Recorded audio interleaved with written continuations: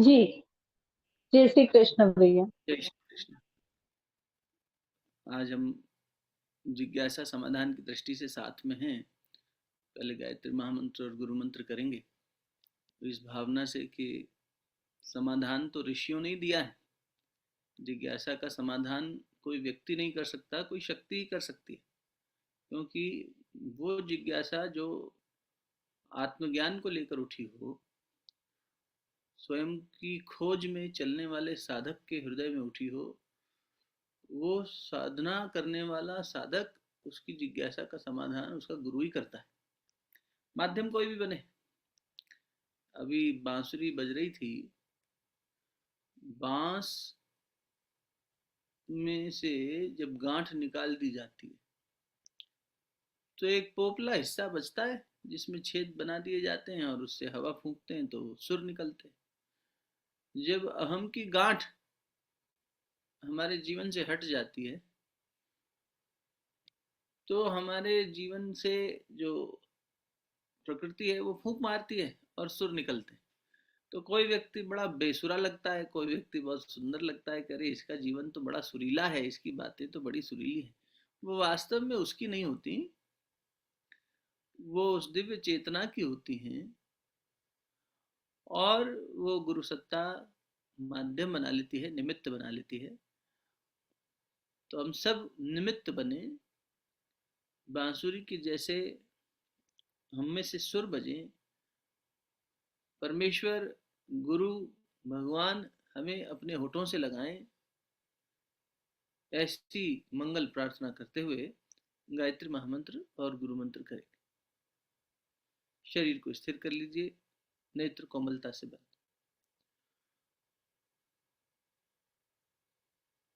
उगते हुए सूर्य का ध्यान करिए।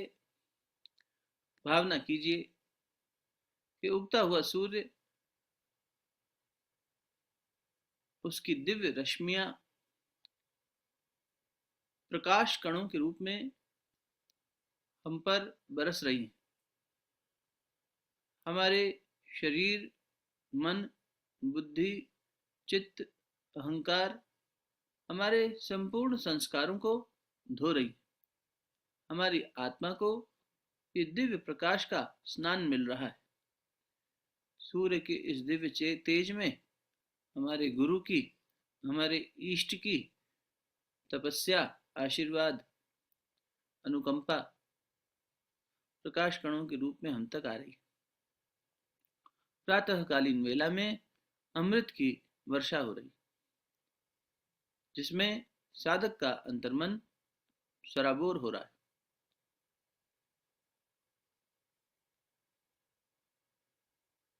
जड़ता दूर हो रही है, चैतन्यता जागृत हो रही है। सविता के वर्ण से चैतन्यता का जागरण, जड़ता का निवारण।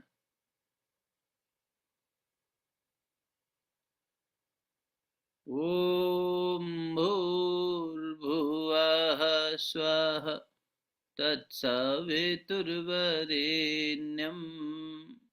भर्गो देवस्य धीमहि धियो यो नः प्रचोदयात्। ओम गुरुर्ब्रह्मा गुरुर्विष्णु गुरुरेव महेश्वरः गुरु साक्षात् परब्रह्म तस्मै श्री गुरुवे नमः।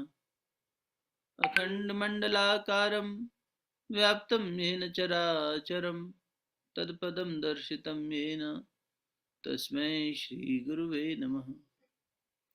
अज्ञानतिमिरान्धस्य ज्ञानाञ्जनशलाकया चक्षुरुन्मीलितं येन तस्मै श्री गुरुवे नमः। अखंडानंदबोधाय शिष्यसंतापहारिणे सच्चिदानंदरूपाय तस्मै श्री गुरुवे नमः। ध्यानमूलं गुरुर्मूर्तिं पूजामूलं गुरुपदं मंत्रमूलं गुरुर्वाक्यं मोक्षमूलं गुरुकृपा। ओम विश्वानि देव सवितर्दुरितानि परासुव यद्भद्रं तन्न आसुव ओम शांति शांति शांति। दोनों हथेलियों को अच्छे से आपस में मलिए। प्राप्त हुई दिव्यता को अपने मुखमंडल पर स्पर्श कराइए। अपने हृदय कमल और नाभि कमल पर स्पर्श कराइए।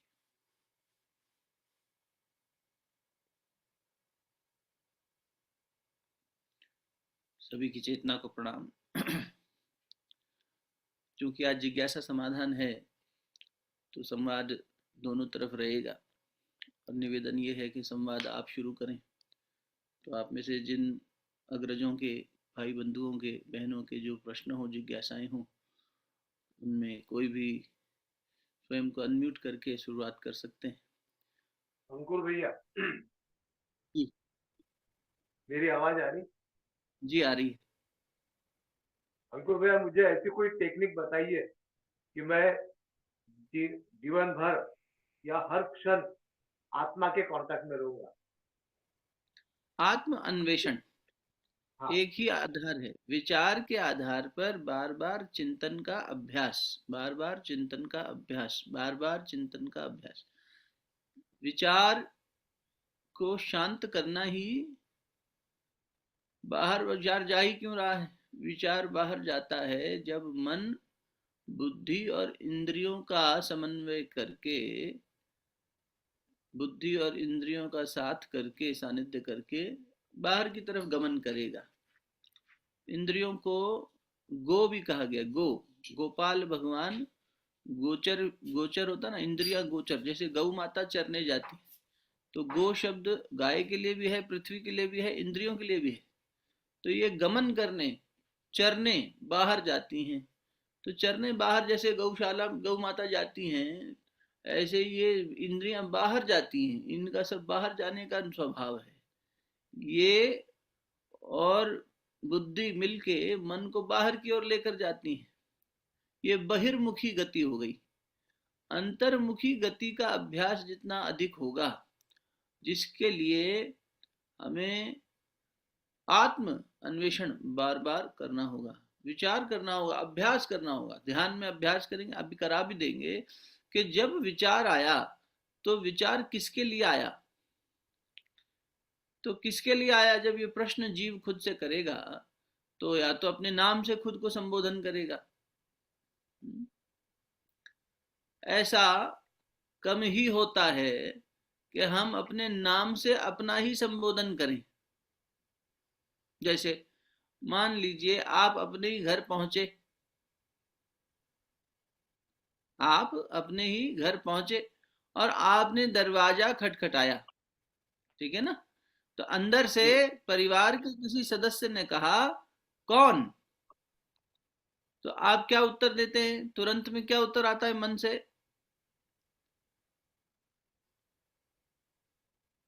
मैं हूँ। मैं हूं। बहुत सुंदर। हम ये नहीं बोलते मैं अंकुर, मैं अरविंद, मैं अश्विनी, ऐसा कुछ नहीं कहते। क्योंकि जहां हम गए हैं वहां हमारे नाम के संबोधन की आवश्यकता अनिवार्य नहीं है। फिर मान लीजिए अंदर से जो व्यक्ति ने आवाज देकर पूछा कौन, और वो व्यस्त रहा हो और उसने फिर से पूछा मैं कौन, तब आप अपना परिचय देंगे। अरे मैं तुम्हारा पिता, मैं तुम्हारा सखा, मैं। उससे भी नहीं समझेगा तो नाम बताएंगे। तो जब हम अपने साथ बैठते हैं तो ये हमारे परिचय, परिचित स्थान है। इसीलिए यहाँ पर हम मैं में, ये विचार किसके लिए उठा, ये विचार कौन कर रहा है, तो उत्तर क्या आएगा? मैं। मेरे लिए ये विचार उठा। फिर प्रश्न आएगा मैं कौन? तो वो चाहे सदविचार हो चाहे दुर्विचार हो, और मूल में हमें पहले तो जो दुष्चिंतन है उससे छूटना है। दुष्चिंतन का मतलब व्यर्थ चिंतन जो हो रहा है, जो मेरी ऊर्जा का क्षय, मेरे ध्यान का क्षय, मेरे मन की शक्ति को बिखेर रहा है इधर उधर, उसे मैं सुनियोजित करना चाहता हूं। तो इसीलिए मुझे स्वयं से ये अन्वेषण करना ही होगा। यहां तक कि अन्य सभी प्रकार के संसाधन, जैसे आपने कहा ना कोई एक बताइए, इसलिए हम एक की बात कर रहे हैं। जितने भी अन्य संसाधन हैं, जैसे प्राणायाम है, जैसे मंत्र लेखन है, मंत्र जप है, इत्यादि बहुत सारे अभ्यास हैं, ये सारे अभ्यास भी हमें आत्म अन्वेषण कराने में पूर्ण नहीं पड़ते, ये सहायक हो सकते हैं। ये मन की बिखरी हुई ऊर्जा को एकाग्र करके एक दिशा में ले जाने में सहायक तो होते हैं, किंतु ये जिस मैं के अंदर ये मन में प्रश्न उठा, उस मैं के अन्वेषण में, कि उसको अन्वेषण को किए बिना हम यहाँ स्थिति में नहीं पहुंच पाते कि जब हम विचार शून्य हो सके। मन एकाग्र तो हो जाएगा, हमने ध्यान किया, हमने पूजन किया, हमने अर्चना करी, हमने संगीत बजाया, हमने कोई भी अभ्यास किया, माला करी, मंत्र किया, ये सब करके हमारा मन एकाग्र हो जाएगा, वो सहायता देगा। सबसे अधिक सहायक होता है प्राणायाम, और सहायक के बाद में जब मन इतनी सूक्ष्म अवस्था में पहुंच जाए तो उसे अन्वेषण के वो अन्वेषण कर सके। करना तो अन्वेषण से ही होगा, ये ज्ञान ही करना होगा, मैं कौन हूं, मैं कौन हूं, मैं कौन हूं, इस बात का अन्वेषण जब साधक बार बार करता है तो विचार जीवन को जीते समय भी जब बाहर जाने लगते हैं तो किसके लिए जा रहे हैं, कौन विचार कर रहा है, ये सोचते ही वो वापस अंतर्मुखी हो जाते हैं। अभी जो मन बाहर बहिर्मुखी हो रहा है वो फिर अंतर्मुखी होने लग जाता है, इंद्रियों के साथ मिलकर बाहर गति करने की बजाय वह अतीन्द्रिय होने लग जाता है, इंद्रियों से परे जाने लग जाता है और अपने साथ बैठने लगता है। तब अन्वेषण की क्रिया शुरू होती है। उससे पहले की तो सारी प्रारंभिक जो भूमिका है वो प्रिपरेशन की है, तैयारी की है। तो मैंने ध्यान किया, प्राणायाम किया, कोई मंत्र किया, इन सब से क्या किया, मैंने अपने मन को तैयार किया। ये तो तैयारी है किसके लिए, अन्वेषण के लिए। अन्वेषण से स्वयं को जानना, एकमात्र भगवान ने उपाय दिया। आदि गुरु शंकराचार्य जी ने भी कहा, गुरुदेव ने भी लिखा मैं क्या हूं मैं, रमण महर्षि ने भी कहा, केवल अन्वेषण से ही होगा, केवल स्वयं के उस, और इसके अतिरिक्त कोई तरीका महाराज बोले ना, इसी एक तरीके से होगा। जैसे अगर ये भक्त कोई हो तो कहेगा कि ये तो भक्ति वाली बात नहीं लग रही, ये तो ज्ञान मार्ग वाली बात लग रही है कि मुझे विचार को विचार से ही ठीक करना होगा। तो भाव कहाँ गया, तो भाव में भी बोध होगा ना। जैसे मैं श्री राम शर्मा आचार्य का शिष्य हूं, तो श्री राम शर्मा आचार्य के शिष्य होने के नाते इस बात का बोध करना होगा ना मुझे कि मैं इस गुरु का शिष्य हूं। अब जब मैं कोई जीवन में कर्म कर रहा हूं तो क्या ये मुझे शोभा देता है क्या, इस तरह से सोचूंगा तो मेरा मन उस गलत को करने से रुकेगा ना, उस मर्यादा का उल्लंघन करने से रुक जाएगा। या चलिए हम अपने जन्म देने वाले माता पिता का बोध कर लें, अपने कुल का ध्यान कर लें कि क्या ये कर्म, ये विचार मुझे शोभा देता है।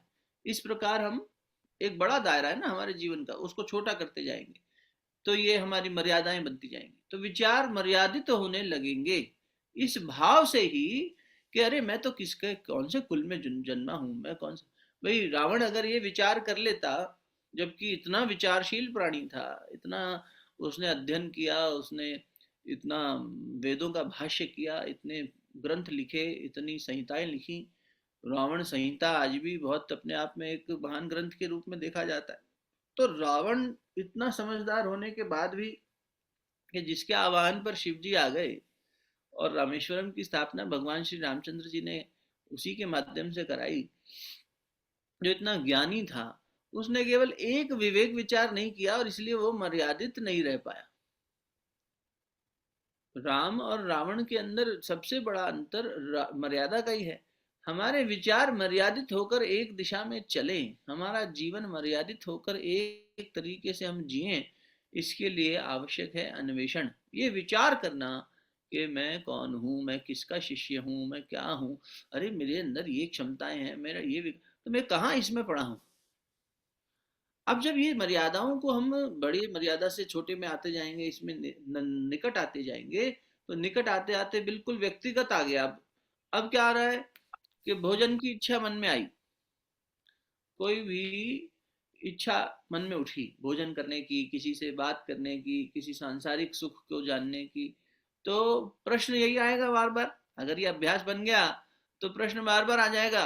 जैसे आपका बांसुरी बजाने का अभ्यास है, तो बिना बांसुरी के भी आप सुर का अभ्यास मन में कर लेते हैं। अरे ये वाला सुर अगली बार बांसुरी उठाऊंगा, जरा ये ट्राई करूंगा, ऐसा बजाऊंगा, क्योंकि सुर का ज्ञान है और बांसुरी को कैसे बजाना है इसका अभ्यास है। तो इस ज्ञान और अभ्यास के माध्यम से आप आत्मचिंतन करके ही बांसुरी बजा लेंगे। बांसुरी नहीं होगी तो भी बांसुरी का सुख ले लेंगे, सुर का सुख ले लेंगे। उसी प्रकार आत्मा का सुख, आत्मा तो हमारे साथ अनवरत बनी हुई है, ये तो ऐसी चीज नहीं है जो कभी है कभी नहीं है। तो ये यंत्र नहीं है, ये तो यंत्र की मालकिन है। तो बस इसके साथ मन को बैठाने के लिए मन को बाहर की मर्यादा, उसकी मर्यादा खींचनी होगी। और इस मर्यादा को बार बार याद इन तरीकों से दिलाया जा सकता है कि जैसे सोहम साधना अपन ने जब पीछे करी, तो परम पूज्य गुरुदेव लिखते हैं कि मैं वही हूं जिसे परमात्मा ने श्रेष्ठ कार्य करने के लिए पृथ्वी पर भेजा है। मैं तो, अरे तो इतना श्रेष्ठ कार्य करने के लिए भेजा है, तो मैं निकृष्ट कैसे कर रहा हूं? मैं ये मार्ग क्यों चुन रहा हूं? यदि मेरे अंदर उनकी शक्ति है, मैं उनका वो हूँ, दूत हूँ, या उनका कार्य करने के लिए आया हूँ, तो फिर मेरे अंदर ये विचार, ये भाव कैसे आ रहा है? ये मर्यादा बनती चली जाएगी और ये बहुत सूक्ष्म होती चली जाएगी। फिर जब एकांत में बैठकर अभ्यास करेंगे ना, आज कर लेंगे थोड़ा सा, तो ये देखेंगे कि विचार किसके लिए उठ रहा है। मुझे भोजन करना है, तो मैं कौन हूं? ओहो, तो एकदम बदल जाएगा कि भोजन मुझे नहीं करना है, भोजन शरीर की आवश्यकता है, शरीर को भोजन की आवश्यकता महसूस हो रही है और शरीर की इस आवश्यकता की पूर्ति करना मेरा दायित्व है। तो मैंने भोजन की व्यवस्था बना दी। तो भोजन, सरल से सरल भोजन में इसका पेट भर जाएगा, जो पौष्टिक हो, जो सात्विक हो, युक्त आहार विहार से। तो बस इतना ही करना है, फिर भोजन में व्यंजनों की आवश्यकता नहीं पड़ेगी। पीछे बात हुई थी ना, भोजन और आहार और खाना, तो भोजन सरल हो जाएगा, जीवन सात्विक हो जाएगा। कब? जब ये विचार कर लिया कि मैं भोजन कर रहा हूं या भोजन करवा रहा हूं। परम पूज्य गुरुदेव के एक शिष्य आदरणीय ब्रिजमोहन गौड़ जी अभी भी सशरीर हैं। वो बताते हैं कि जब पहली बार वो वंदनीय माता जी ने कहा, भोजन बेटा, भोजन करके जाना, तो हम बैठ गए। तो भोजन कर रहे थे, तो परम पूज्य गुरुदेव ने कहा कि ब्रिजमोहन भोजन कर रहा है या करवा रहा है?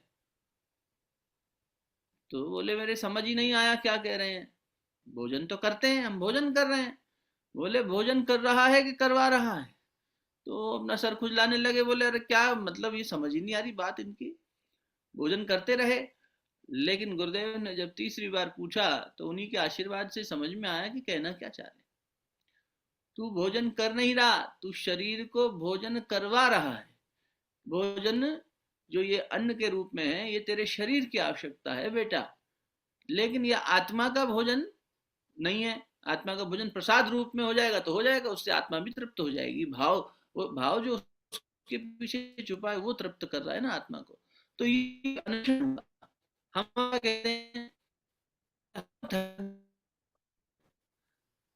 मैं थक गया, मैं थका गया,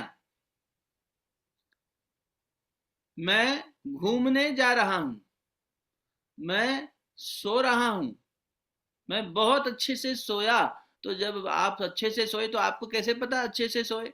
इसका मतलब आपका मूल तत्व तो जगा हुआ था ना। जो मैं था वो जगा हुआ था, सात्विक मैं, वो जगा हुआ था और उसमें बाहर का अहंकार और आडंबर नहीं था।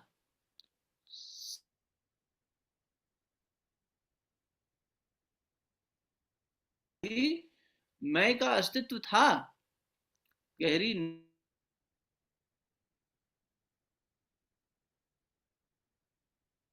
जो मैं है, सतोगुणी मैं, ये पोषण कर रहा है, इस नियोजन कर रहा है सारी योजना का, तो उसकी पूर्ति वो करवा रहा है। तो इसीलिए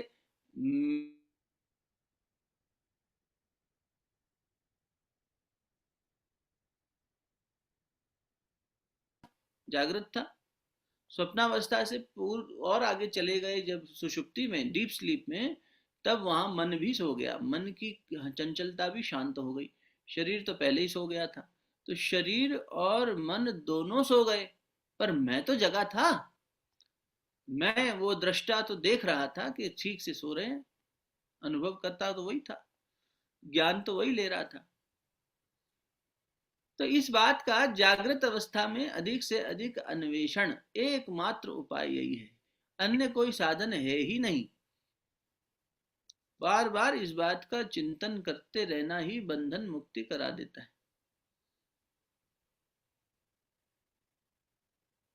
अभी तक की बात पहुंची? ये बहुत अच्छे तरीके से। जी। पर एक मुझे एक चीज समझ में नहीं आती कि अमनीय अवस्था के अंदर में 24 घंटे कैसा रहा।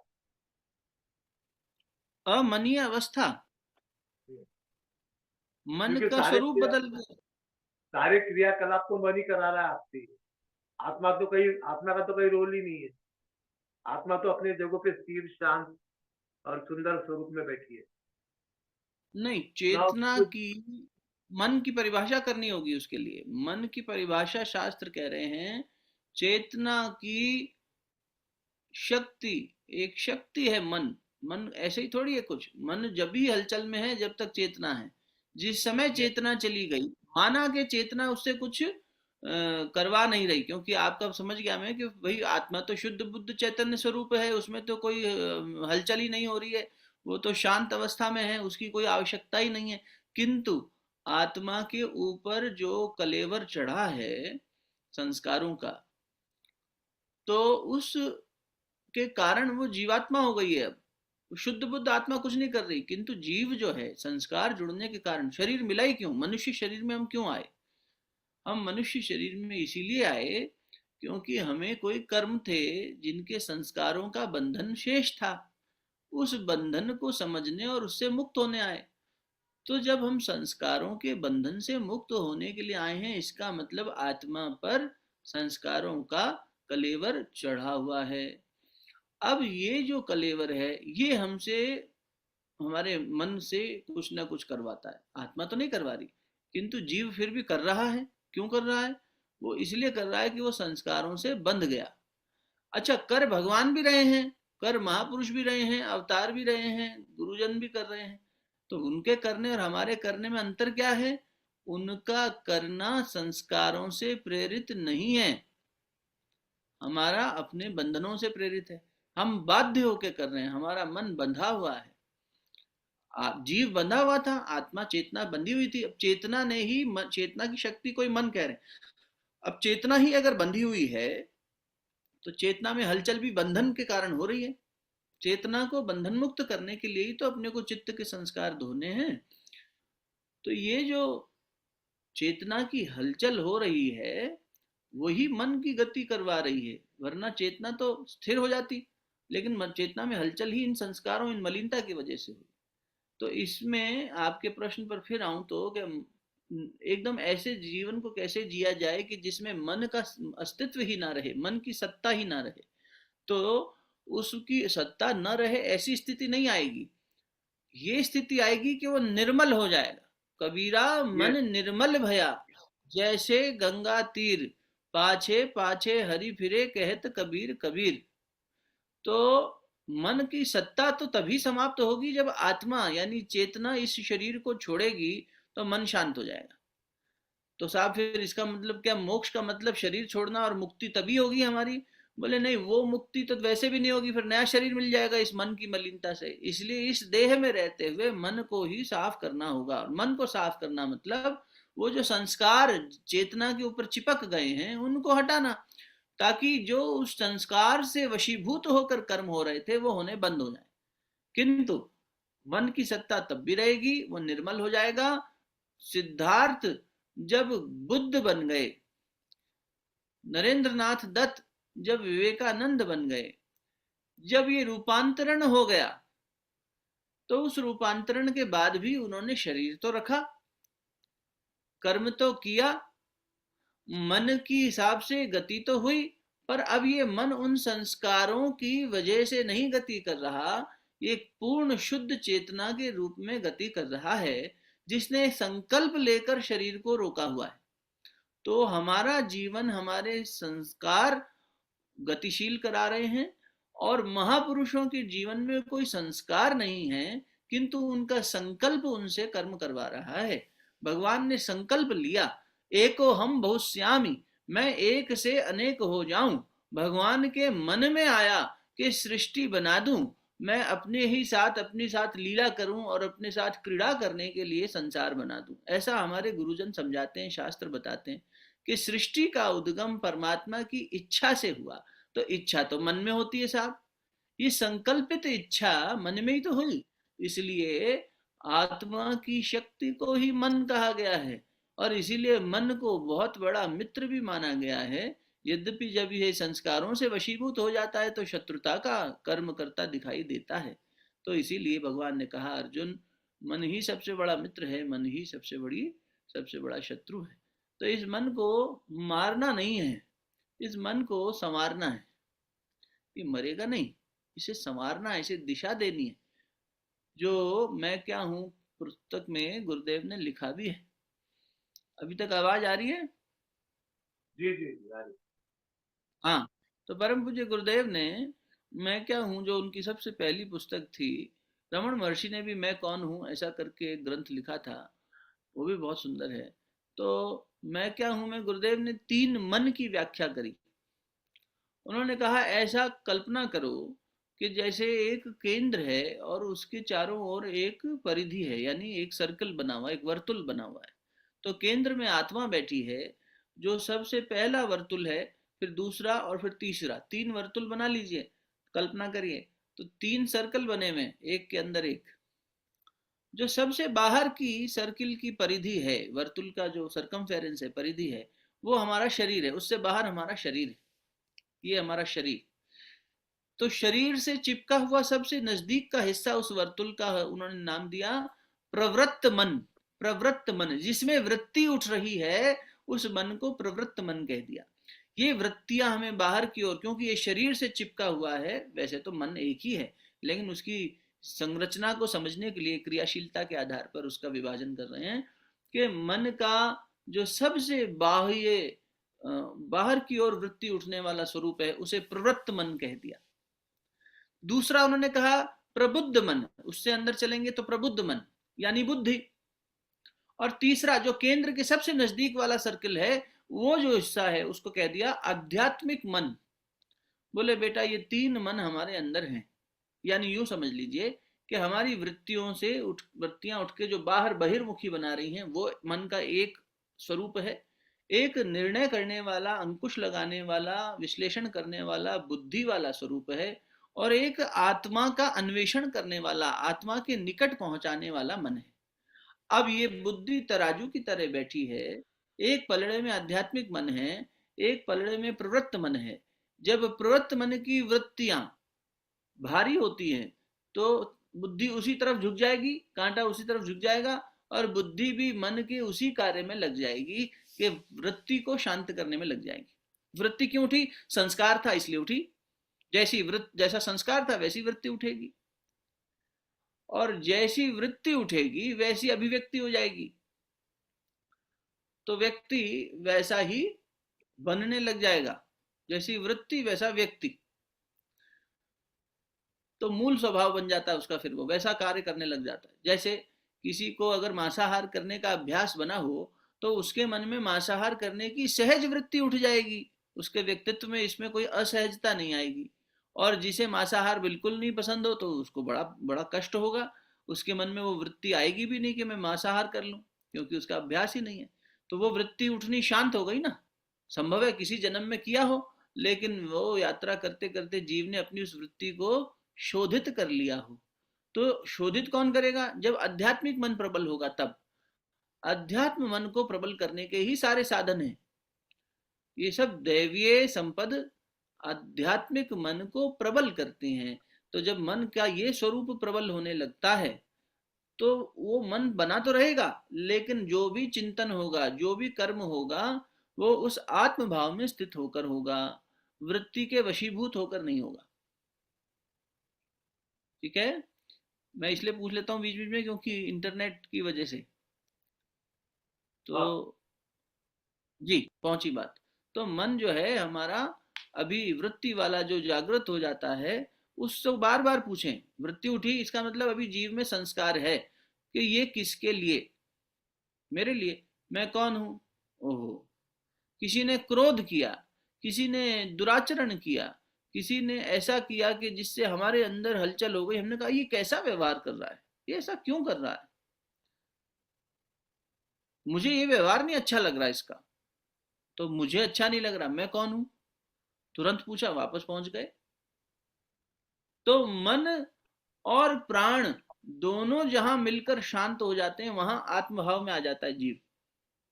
बिल्कुल ध्यान की बिल्कुल वो सही बोले अवस्था है ना, जहां मन और प्राण, प्राण स्थिर हो गया तो मन भी स्थिर हो गया। इसलिए हम प्राणायाम से मन की चंचलता को शांत कर देते हैं। ये भगवान की कृपा देखिए, प्राण मन का ही स्थूल शक्ति है, स्थूल स्वरूप है, मन का स्थूल स्वरूप प्राण है। तो जब हम सोते हैं जागृत अवस्था में और स्वप्नावस्था में, इन दोनों में मन जीवित है ना, क्योंकि स्वप्न देख रहा है और जागृत में भी मन से कार्य कर रहे हैं। सुषुप्ति वो अवस्था है जहां मन सो जाता है, विलीन हो जाता है आत्मभाव में। तो समाधि की स्थिति में होगा ये, साधक जब समाधि में पहुंचेगा तब मन पूरी तरह विलीन हो जाएगा, उससे पहले तो मन का सत्ता बना रहेगी। और जब सुषुप्ति में, इसीलिए उसको तामसिक समाधि भी कहा गया है। तामसिक समाधि इसलिए क्योंकि वो सोते सोते समाधि लगी, डीप स्लीप में गए, वहां पर मन विलीन हो गया। अब मन विलीन हो गया तो उस हिसाब से तो प्राण स्थिर हो जाना चाहिए, रुक जाना चाहिए और व्यक्ति का शरीर छूट जाना चाहिए, किंतु ऐसा होता नहीं। भगवान की कृपा ऐसी है कि शरीर को जीवित रखने के लिए सीमित मात्रा में प्राण सुषुप्ति में भी बना रहता है। मन पूरी तरह विलीन हो जाता है, सुषुप्ति में प्राण थोड़ा थोड़ा बना रहता है, मात्रा कम हो जाती है। सूक्ष्मीकरण साधना गुरुदेव ने करी तो शरीर के अंदर प्राण की स्थिति कम हो जाती है। जब वो विचरण करने चला गया जीव, शरीर यहाँ पड़ा है, तो उसकी सेवा करनी पड़ती थी, शरीर का ध्यान रखना पड़ता था। 3 वर्ष तक चली साधना में माता जी स्वयं देखती थी कि गुरुजी के शरीर के साथ कोई गड़बड़ ना हो, आसुरी शक्तियां परेशान ना करें। तो ये जो सुषुप्ति की अवस्था है, इसमें मन जीरो हो जाता है, जो आपका प्रश्न था। तो अब जब साधक इस यात्रा पर जागृत अवस्था में बढ़े और अपना अन्वेषण करते हुए पहुंचे, तो जब वो मैं के सात्विक स्वरूप में पहुंच जाता है, तब मन पूरी तरह विलीन हो जाता है उस शुद्ध बुद्ध स्थान पर, जहां आपका प्रश्न खड़ा है कि आत्मा तो कुछ करती नहीं, तो संस्कार धुल गए, अब मन विलीन हो गया। अब यदि शरीर में रहना है तो ये आपका संकल्प, आपकी योजना, आपने जो दैवीय योजना बनाई है उसके कारण आप रुकेंगे, वरना संस्कार आपको बाध्य नहीं करेंगे कि आप शरीर में रुकें। तब मन ये नहीं बाध्यता देगा कि मुझे मेरे परिवार के साथ थोड़ा समय और बिताने का मन है। तब ये लगेगा कि मैं इस वसुधा को सेवा करने के भाव से इस शरीर को रखना चाहता हूं, अथवा अपने आत्मबल के आधार पर नया शरीर धारण करना चाहता हूं। वो भी संभव है कि ये शरीर से तो अब और आगे काम नहीं चलेगा, एक नवीन शरीर लेकर फिर से जन्म लिया जाए। तो वो पुनर्जन्म संकल्प के आधार पर होगा, संस्कारों के आधार पर नहीं होगा। ठीक है, बहुत सुंदर बहुत सुंदर। ये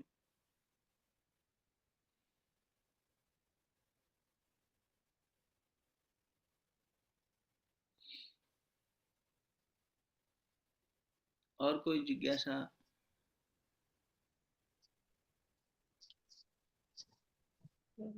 जय गुरुदेव भैया। जी मेरा जय। क्वेश्चन है कि हमारे मन में कई बार नाम स्मरण ऐसा चलता रहता है, तो क्या ये भी एक साधना है? क्योंकि हम जो भी कार्य दिन भर करते रहते हैं और बीच बीच में नाम स्मरण करते रहते हैं, तो क्या शुभ मुझे नाम दीदी आपका? जी ऋतु व्यास। हम्म, ऋतु व्यास। रितु जी, आप कह रही हैं कि हम काम करते करते नाम स्मरण हाँ, मन में करते चलता रहते हैं, रहता मन में है, चलते रहते। हाँ, क्या तो ये क्या भी एक विधि है? साधना है क्या? इसको भी हम ईश्वर साधना कह सकते हैं? हाँ हाँ, क्योंकि ये तो बहुत अच्छी साधना है, बहुत उच्च स्तर की साधना है, क्योंकि नाम जप के अंदर ही संतों ने कहा कि कलयुग में नाम जप ही सबसे बड़ा आधार है। तुलसीदास जी ने भी लिखा, गोस्वामी जी ने भी कहा रामायण में कि नाम जप से ही कलयुग में समाधान होगा। अब जब ये कहा जा रहा है कि उसी से ही होगा, इतना जोर दिया जा रहा है, उसका मतलब यही है कि नाम सुमिरन जब आप कर रहे हैं तो आप अपने मन को निर्मल ही तो बना रहे हैं। किसी भी कार्य में जब मैं अपने इष्ट का बोध बनाए रखूं, अभ्यास ही तो है नाम लेना भी। जैसे हम अपने बच्चे का नाम लेते हैं, दिन में कई बार, छोटा बालक हो तो माँ उसे गोद में खिलाती पिलाती है, बड़ा करती है, तो दिन में कई बार उसे प्रेम पूर्वक अलग अलग नामों से बुलाती है, या उसका कोई नामकरण कर दिया तो उस नाम से बुलाया जाता है। उस नाम के संबोधन करते ही हमारे मन में उस व्यक्ति की छवि आ जाती है। तो जब हम, ये शेक्सपियर की तो बात अलग है, शेक्सपियर का, पाश्चात्य जगत का तो मानना है कि what is in the name, के नाम में क्या रखा है। लेकिन हमारे यहाँ तो राम से बड़ा, राम का नाम है, उसका नाम ही इतना बड़ा है और उसका काम भी उतना ही बड़ा है। तो हम थोड़ा उल्टा सोचने वाले लोग हैं, हम कबीर के हैं ना पंथी, वो तो उलट बांसी है कबीर की। तो हमारी संस्कृति, गुरुदेव इसी को कहते थे, उल्टे को उलट के सीधा कर दे बेटा, तू जैसा जी रहा है वो उल्टा है, उसको फिर से उलट दे, सीधा हो जाएगा। तो ऐसा ही है दीदी। तो what is in the name, अरे very so much is in the name, नाम में तो बहुत कुछ है, नाम में पूरा विज्ञान छुपा है। तो जब आप अपने इष्ट का, अपने गुरु का नाम लेते हैं तो उस नाम से उसकी चेतना में प्रवेश करने का प्रयास करते हैं। तो जब मैं राम कह रहा हूं तो राम की चेतना को एक्सेस करना चाह रहा हूं। जैसे इस मीटिंग को ज्वाइन करने के लिए एक आईडी, पासवर्ड वगैरह भेजा जाता है, एक लिंक भेजा जाता है, तो वो लिंक जब जुड़ जाता है तब हमारी बात हो पाती है। ऐसे ही हम लिंक जोड़ना चाहते हैं, तो जिस सत्ता से, जिस स्वरूप से जोड़ने का हमारा मन है उसका नाम लेंगे तो उससे मन जुड़ेगा। तो जो अभी वाने काका के प्रश्न में अपन समाधान ढूंढ रहे थे कि धीरे धीरे ये साधन क्या करेगा, हमारी मर्यादा का हमें बोध कराने लग जाएगा कि मैं तो राधा राधा जपती हूँ, तो फिर तो मेरे जीवन में ऐसा विचार नहीं आना चाहिए। तो रुक जाएगा ना, वहीं वहीं दूषित भाव रुक जाएगा आने से, और हो जाएगा तो उसका प्रायश्चित करेगा जीव। फिर साधक उसको प्रायश्चित में लेकर आएगा कि अगली बार ना हो, ये भूल इस बार हो गई, अगली बार ना हो। और इस तरह से सुधार का क्रम चल पड़ेगा और मन का संस्कार धुलता चला जाएगा। इसलिए नाम जप तो बहुत आवश्यक है, बहुत जरूरी है। और मंत्र वगैरह जपने में नियम इत्यादियों का पालन करना पड़ता है कि आप स्नान करें, पूजा की कोठरी में जब बैठे हैं तो इस तरीके से। तो मंत्र के अंदर काफी विधि विधान का अनुशासन रखना पड़ता है। लेकिन नाम जप में ऐसा नहीं है।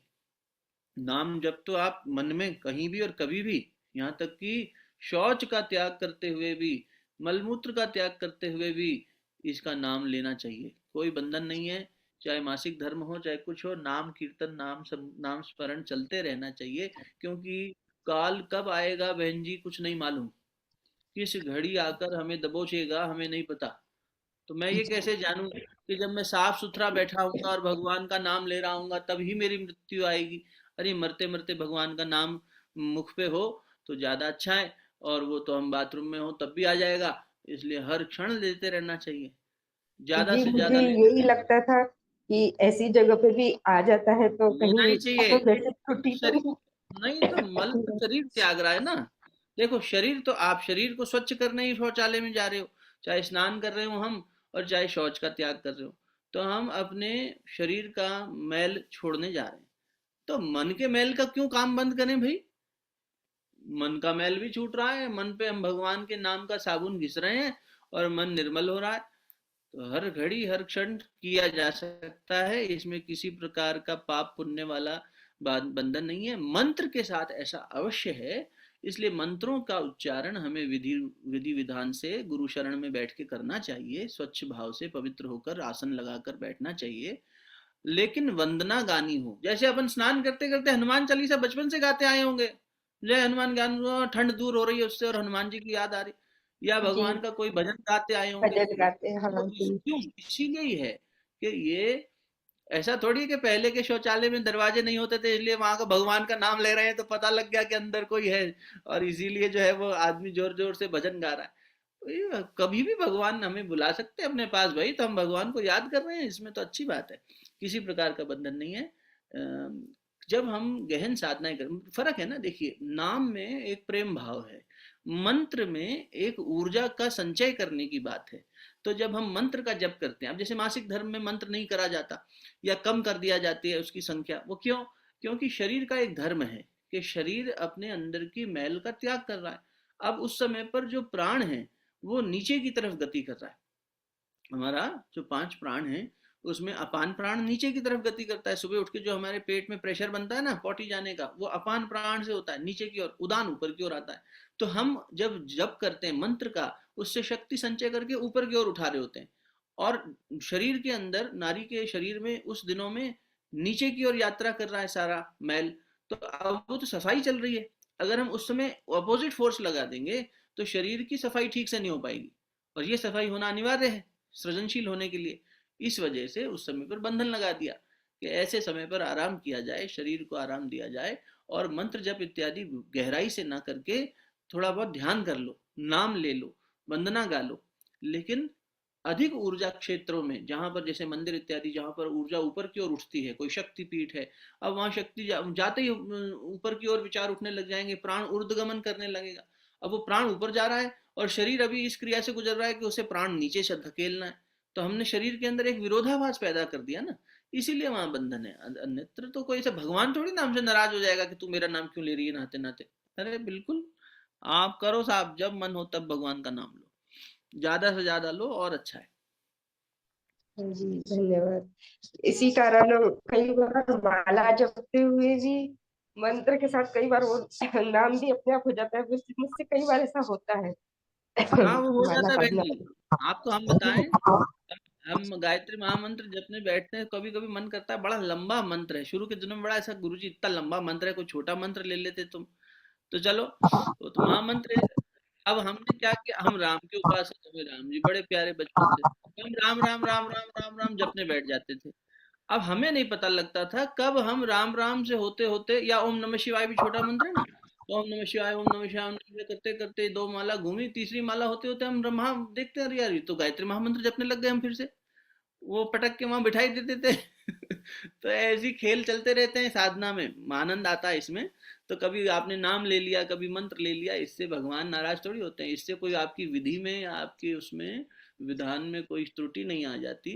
ये तो वो मैंने आपके प्रेम माला जाप भाव। में हाँ माला जाप मैंने मुझे यही लगता था कि मेरी माला जो जाप चल रहा है उसमें बीच में नाम ऐसे आ जाता है तो मेरा वो खंडित हो जाता है, क्या मुझे ऐसे ही लग रहा था। पर ठीक हाँ, है, जो इससे मुझे समझ में आ जो जो जो सारी सृष्टि को अखंड रूप से चला रहा है, क्या तुम उसे खंडित कर सकती हो? नहीं कर सकती। अखंड मंडलाकारम व्याप्तम येन चराचरम, जो व्याप्त है चर अचर सब में, वो तो खंडित हो ही नहीं सकता।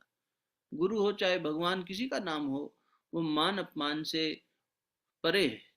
रत्नाकर को राम बोलना नहीं आया, वो तो मरा मरा करते राम निकाल के ले गया। आप सोचो, एक डाकू जिसकी वृत्ति डकैती करने की रही, जो विरोधी स्वभाव में जी रहा था, जो वासनात्मक जीवन जी रहा था, जिसकी तृष्णाएं लालसाएं इतनी थी, उसमें आक्रोश इतना ज्यादा था, उसने तो मरा मरा से राम पैदा कर लिया। कैसे खंडित हो जाएगा वो खंडित हो ही नहीं सकता। हम अखंड होकर जब जप करें, बात आप चाहे नाम लें, चाहे मंत्र लें, चाहे सिर्फ चिंतन करें, चाहे वंदना करें, और चाहे एक शांत स्थान पर शांत होकर बैठे भर हों, जिस समय आपका मन बुद्धि संस्कार आपका चित्त आप एक रूप हो जाएं, आप अखंडित हो जाएं।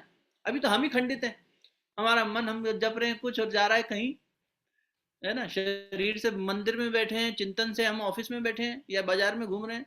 तो ये क्या हो रहा है, हमारा अभी अस्तित्व खंडित है। अपने ही अस्तित्व को पहले अखंड बनाना है। उस अखंड अस्तित्व से जब चिंतन होगा, चाहे नाम के रूप में, चाहे मंत्र के रूप में, चाहे प्रार्थना के रूप में, और चाहे आत्मा के अन्वेषण के रूप में, वो अखंड स्वरूप स्थिति ही मुक्ति देगी। उस समय आपका वास्तविक स्वरूप ही आपके साथ होगा। तो इसीलिए इस बार इस तरह की चीज़ों से परेशान होने की बात नहीं है।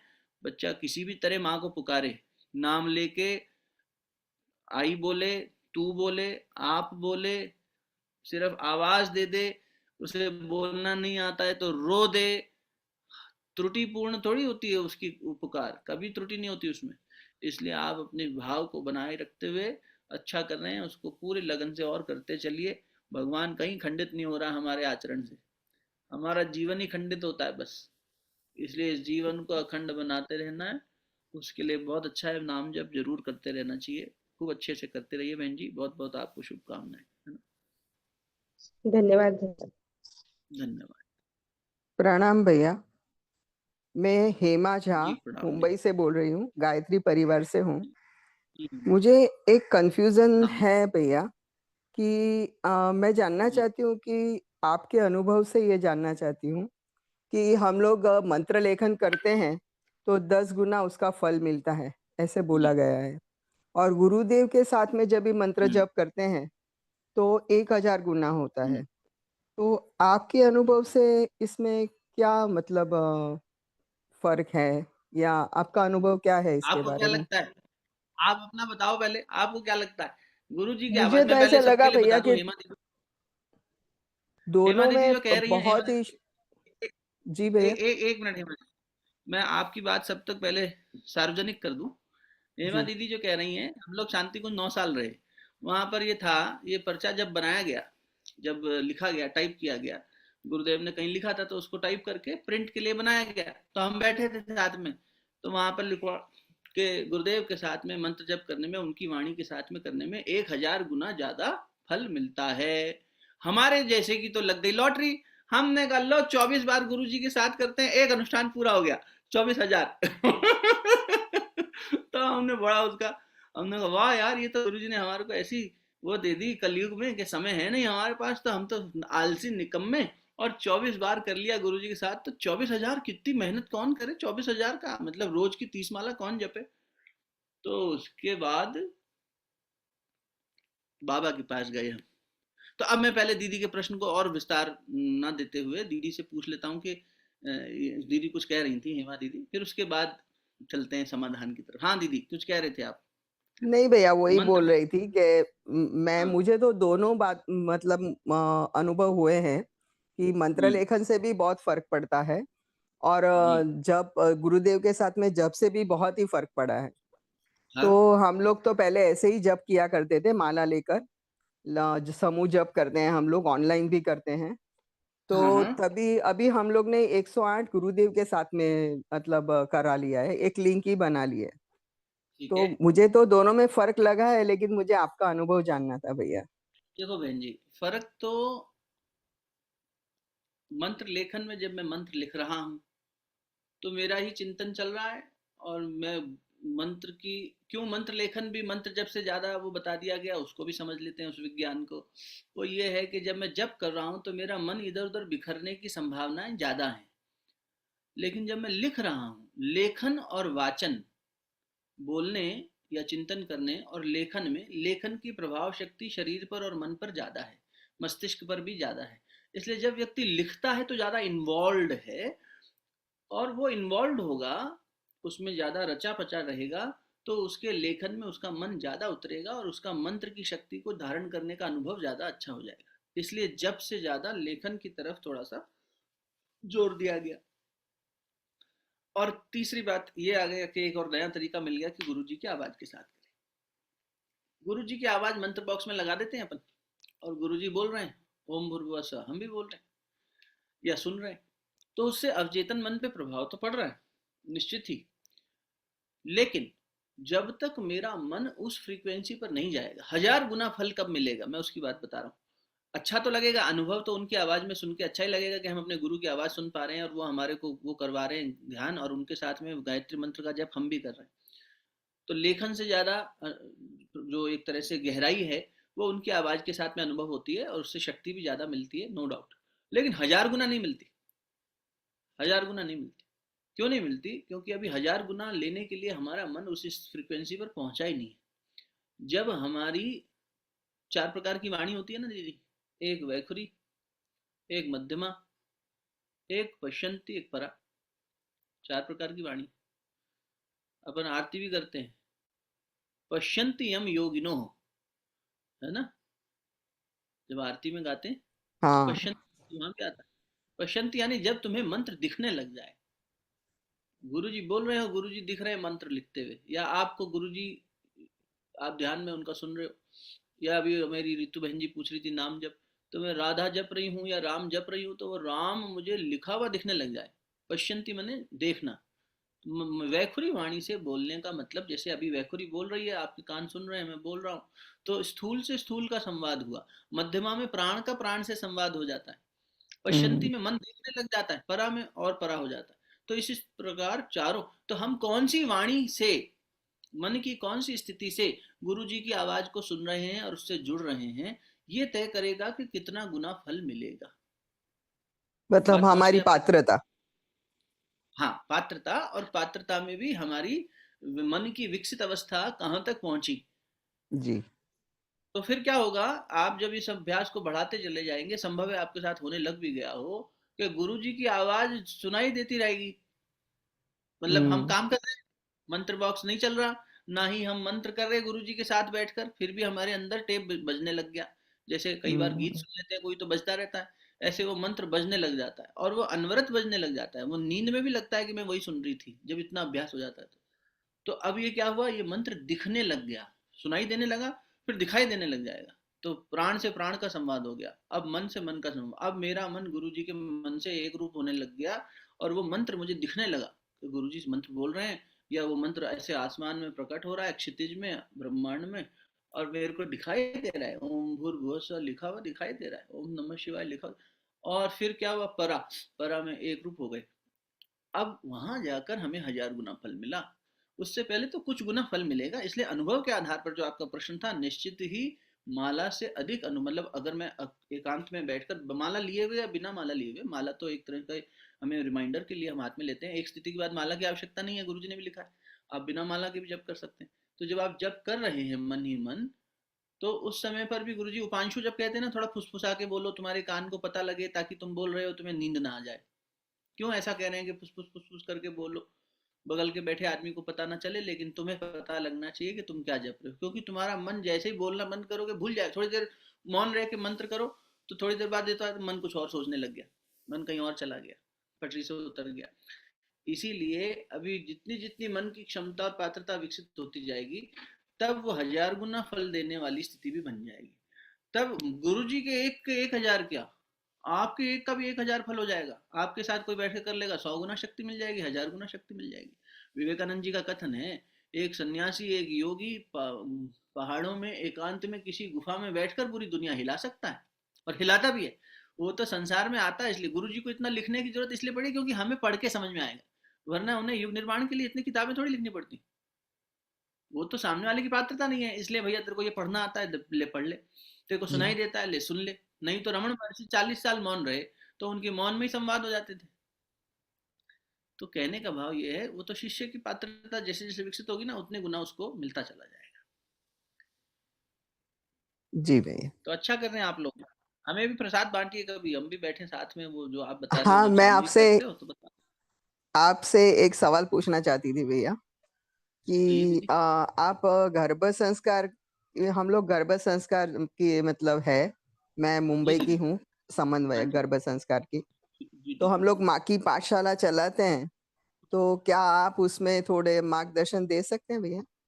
जब सेवा का अवसर दोगे दीदी, तो गुरु कार्य है। जब गायत्री नानी जी, वहाँ हम नानी जी बुलाते हैं उनको, अपने जी ओपी शर्मा जी की जो वाइफ है, गायत्री माता जी हमारी। जी जी। तो उनसे तो मेरा पारिवारिक संबंध भी थोड़ा दूर का निकल आया था, मेरी पत्नी का। तो हम नानी जी को हम्म। जो है, उस समय जब गए तो गर्भ संस्कार की जो पुस्तकें बन रही थी, तो हमारी एक हम्म बहुत प्यारी बहन है, नीलम मोटलानी जी, आप जानती होंगी शायद। तो हम्म जयराम भैया की वाइफ। तो उन लोगों ने वो ग्रंथ का निर्माण करना शुरू किया था, गर्भ संस्कार से हम्म, संबंधित बहनों ने मिलके। तो हम खूब जाते थे। और उसके बाद में इधर उत्तर प्रदेश में आपकी डॉक्टर संगीता सारस्वत हैं, जी मध्य प्रदेश में भी अपनी एक दीदी हैं, तो इधर यूपी महाराष्ट्र में आप लोग कर रहे हैं। तो समय समय पर उन लोग के साथ भी संभव जब बनता है तो बैठते हैं। तो आप जी आदेश कर दीजिएगा, कर लेंगे। और पहले किया भी है, मतलब ऐसा नहीं है कि इस यात्रा में। और मैं थोड़ा बायोलॉजी का स्टूडेंट रहा, तो मुझे फीमेल प्रेगनेंसी से संबंधित मेरा तो मन में प्रश्न यही उठता था कि भगवान तुम बड़े निर्दयी हो कि एक हमने सुन लिया था बचपन में कि शरीर, जब बच्चे को जन्म देते हुए माँ को इतनी पीड़ा होती है, जैसे इतनी हड्डियां टूट गई। तो हमने कहा भगवान तुम्हें सृष्टि बनानी नहीं आती थी, हमारे जन्म लेने में हमारी माँ को इतना परेशान होना पड़ा, धिक्कार है हमारे जन्म को। ऐसा करके हमने भगवान को खूब डांटा था बचपन में। तो फिर हमने बाद में पढ़ा तो हमें समझ में आया कि ये सब तो मानवीय कल्पनाओं की वजह से हो गया है, ऐसा है नहीं। खैर वो विज्ञान अलग है, उस विषय पे अभी नहीं जाएंगे, ये मंच अभी उसके लिए नहीं है। पर जब जी जी आप भैया। कहेंगी तभी अश्विनी भैया और दीदी पूजा दीदी लोगों के पास नंबर है तो आप जी, मैं पूजा रिसीव दीदी से आपका नंबर ले लूंगी। ठीक है प्रणाम भैया, जी। जय गुरुदेव। जय गुरुदेव। काफी समय ले लिया आप लोगों का आज, मतलब वैसे हम 45 मिनट बैठते हैं, आज 1 घंटा हो गया है। तो मुझे लगता है आज यहाँ विराम लें और शेष फिर हम और जिज्ञासाओं के साथ में बीच बीच में जिज्ञासा पर्पसली लेंगे, क्योंकि जिज्ञासा समाधान से ही समझ में आता है कि आगे कितनी गति हुई है और पीछे जो बातचीत हुई उसको हम कितना पचा पाए, कितना जीवन में उतर पाया। और वही है कि ज़्यादा बातें करने से ज़्यादा ज़रूरी है ज़्यादा अभ्यास। गुरु जी कहते थे कि अभ्यास की एक बूंद और पढ़ा हुआ पूरा सागर, वो एक बूंद भारी है ना। तो इसलिए हम अभ्यास भी करें, साथ साथ आत्मान्वेषण, मैं क्या हूँ, मैं क्या हूँ, मैं क्या हूँ, इसका चिंतन। ये मंत्र जब कौन कर रहा है गुरु जी के साथ बैठकर, मैं कौन, ओए मैं तो गुरु जी का बच्चा हूँ। शेर का बच्चा शेर होता है, तो मेरी दहाड़ वैसी हो जाएगी ना, फिर मेरा मंत्र भी वैसा हो जाएगा, 1000 गुना। लो गुरु जी आपके 1000 में हमारा 1000 और बोलो, तब विवेकानंद बनता है कोई। नहीं तो गुरु जी आपका 1000 हमारा तो एक भी नहीं हो रहा, तो सब गुड़ गोबर हो जाएगा। दोनों अपनी अपनी जगह अच्छा है, गुड़ अपनी जगह अच्छा है, गोबर अपनी जगह अच्छा है, मिला दो, अरे महाराज गड़बड़ कर दी। तो ऐसा तो साधना में गुड़ गोबर ना हो, ठीक है। तो आज शांति पाठ कौन कराएंगे, बाबा तो है नहीं, वाने काका आप शांति पाठ करा दें, आपसे प्रार्थना हमारी।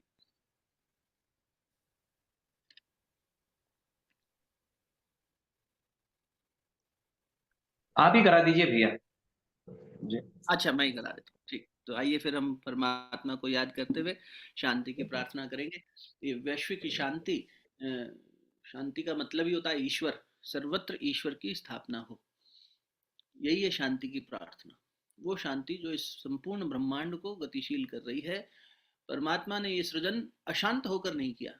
मनुष्य कोई कार्य अशांत होकर करता है, भूख लगी, प्यास लगी, अशांति आई शरीर में, मन में, अतृप्ति का भाव आया। भगवान तृप्त ही थे, तृप्त ही बने रहे। उस तृप्ति से निकली ये इच्छा कि आत्मवत सर्वभूतेषु, पूरी सृष्टि का नियोजन, उसका निर्माण शांति के आधार पर हुआ। ये शांति हमारे जीवन में रहे, हम अपने युग का निर्माण कर सकें और शांत होकर जीवन को आगे बढ़ा सकें। हमारा सृजन शांति के आधार पर हो, मन शांत बना रहे और फल की चिंता न करते हुए हम कर्म करते चलें, ऐसी प्रार्थना करते हुए शांति पाठ। ओम देव शांति अंतरिक्ष ग्वं शांति पृथ्वी शांतिरापः शांतिरौषधयः शांति वनस्पतयः शांतिर्विश्वे देवाः शांतिर्ब्रह्म शांतिः सर्वग्वं शांतिः शांतिरेव शांतिः सामा शांतिरेधि। ओम शांतिः शांतिः शांतिः सर्वारिष्टसु शांतिर्भवतु। कण कण में व्याप्त गुरु सत्ता को नमन करेंगे, जिनकी असीम अनुकंपा से ये सत्संग, ये मंथन संभव हो पाया। ओम नमो स्वनंताय सहस्त्रमूर्तये सहस्त्रपादाक्ष शिरोरुबावे सहस्त्र नामने पुरुषाय शाश्वते सहस्त्र कोटि युग धारिणे नमः। दोनों हथेलियों को अच्छे से आपस में मलें, प्राप्त हुई दिव्यता को अपने आज्ञा चक्र, अनाहत चक्र और मणिपुर चक्र पर स्पर्श करें। बोलिए आज के आनंद की जय। सभी को राम राम, राधे राधे। राम राम।